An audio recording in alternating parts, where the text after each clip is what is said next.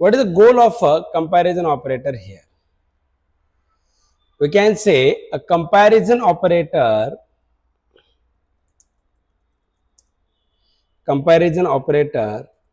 is used for perform a comparison between two values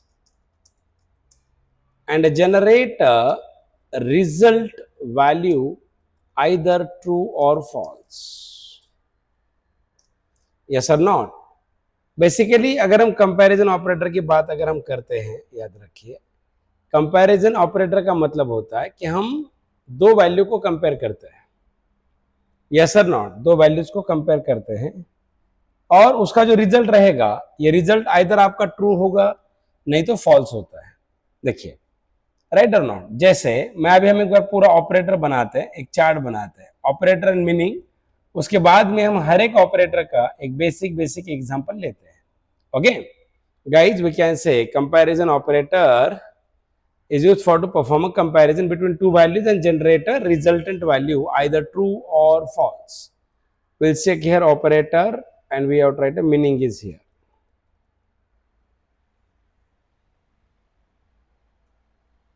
Right, operator and meaning. Right, we can say equal to. Then we have to write here a not equal to. Right, just greater than.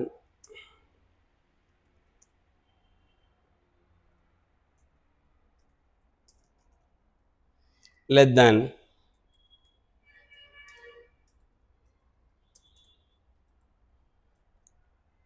Greater than equals. Less than equals. Okay, this is very simple. Right, so we can say comparison operator is used for to compare the some values. Right, equal to, not equal to, greater than, less than, greater than equal to, yes or no, ये सारे operator है comparison. अभी देखिए comparison operator की बात अगर आप करते हैं, सो कंपैरिजन ऑपरेटर में आपका रिजल्ट या तो ट्रू आता है नहीं तो फॉल्स होता है. जैसे मैं आपको एक्सप्लेन करता हूं, देखिए जैसे मैंने अगर यहां पे ऐसे लिखा A equal to 11, B equal to 2,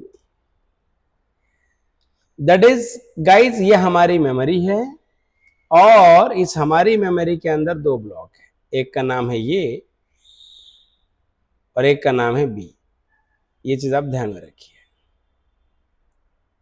यहां आपका ये है और यहां पे आपका बी है. सो ये की वैल्यू करेंगे तो 11 आती है, बी की वैल्यू है 2. जैसे अगर आप लिख रहे हैं C इक्वल्स टू ये greater than B,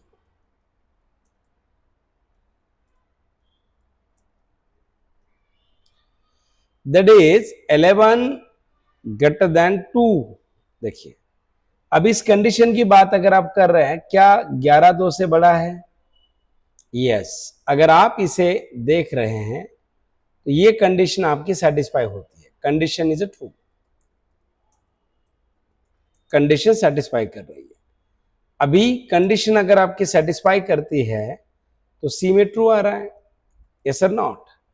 that is यानी कि आपके मेमोरी में और एक ब्लॉक बना जिसका नाम है सी, तो सी की वैल्यू ट्रू आती है.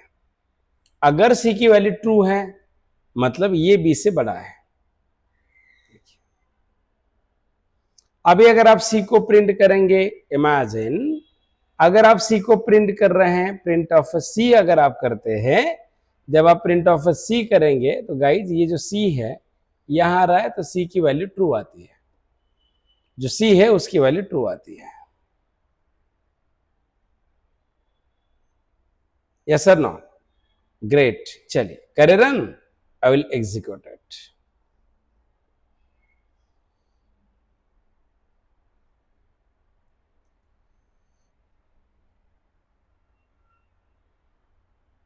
ट्राई करते हैं. यहां देखिए A equal to 11, B equal to 2, C equal to ये greater than B, print C is here. सही। तो अभी आप इसे रन कीजिए, क्या आ रहा है? ट्रू आ रहा है। Is it clear? ये आपका ट्रू आता है, मतलब कंडीशन अगर आपके सेटिस्फाई है तो ट्रू, नहीं तो फॉल्स। यस और नॉट? चलिए will check it, just wait.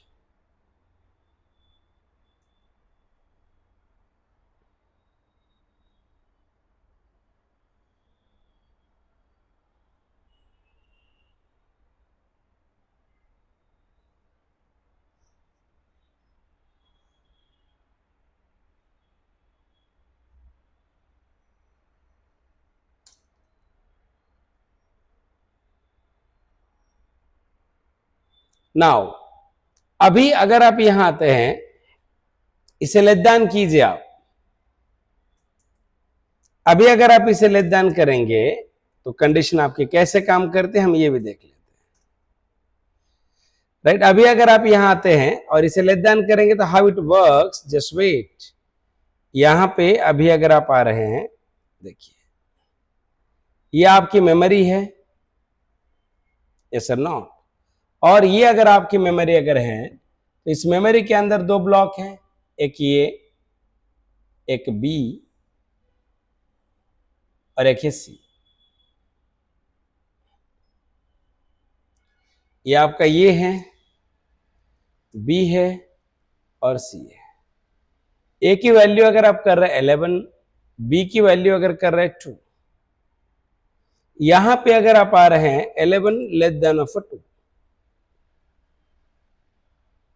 So guys ये जो कंडीशन है, दिस कंडीशन विल फॉल्स।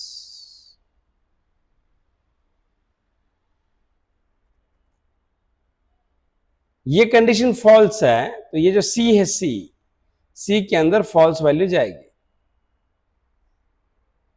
अभी आप जब सी को प्रिंट कर रहे हैं, जब आप इस सी को प्रिंट करेंगे तो सी इज अ फॉल्स। ओके, मतलब what is the goal of the comparison operator guys? Comparison operator is used for to compare the two values with each other. If condition is true, sorry, if condition satisfy, then return true, otherwise return a false. चलिए करें try. यहां देखिए, sorry मैंने इधर file को save नहीं किया है, चेंज करने के बाद सेव इट, सेव करने के बाद रन कीजिए, false. Copy your output and just paste.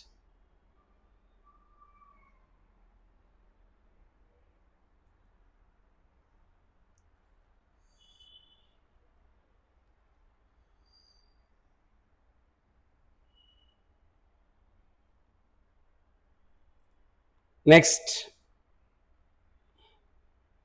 Will check. Now guys एक एग्जांपल और लेते हैं।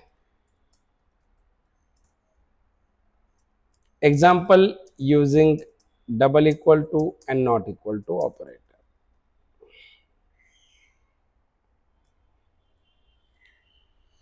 Example using double equal to and not equal to, will check.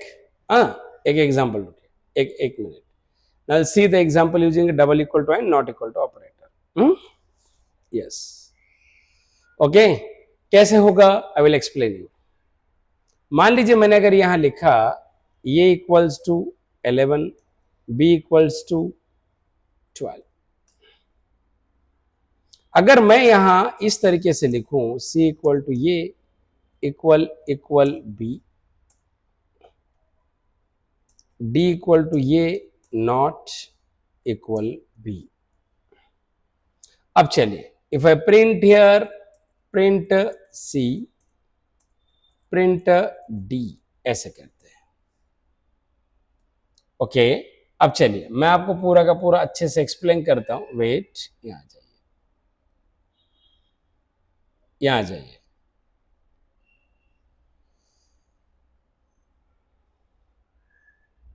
यहां अगर आप आते हैं तो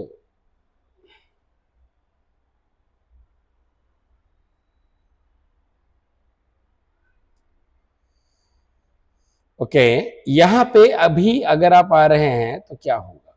ये equal to 11, B equal to 12, C और ये डी ऐसे हमारे पास 4 है। अगर हम यहां पे आ रहे, ये है, ये आपका बी है, ये आपका सी है और ये आपका डी है। ए इक्वल टू क्या है 11, बी इक्वल टू क्या है 12। अब देखिए ये कंडीशन की बात कीजिए, 11 इक्वल 12, क्या इसका मतलब है 11 इक्वल 12 क्या 11 12 के बराबर है? नो गाइज, ये कंडीशन सेटिस्फाई नहीं है तो सी में फॉल्स आएगा। देखिए मतलब इक्वल टू के completely reverse not equal to होता है। If you think about C, so guys C के अंदर फॉल्स आएगा। और मैंने अगर लिखा 11 नॉट इक्वल टू 12, यस, क्या 11 12 के बराबर नहीं है? यस गाइज, ये कंडीशन सेटिस्फाई करती है। तो यहां आपके डी के अंदर ट्रू आता है, ये चीज आपको ध्यान में रखनी है। If you think about D, D के अंदर ट्रू आएगा। ओके, सो डी आपका ट्रू है। अगर आप सी को प्रिंट करेंगे तो गाइज सी आपका फॉल्स होगा और डी को प्रिंट करेंगे तो डी आपका ट्रू होगा। इस तरीके से है,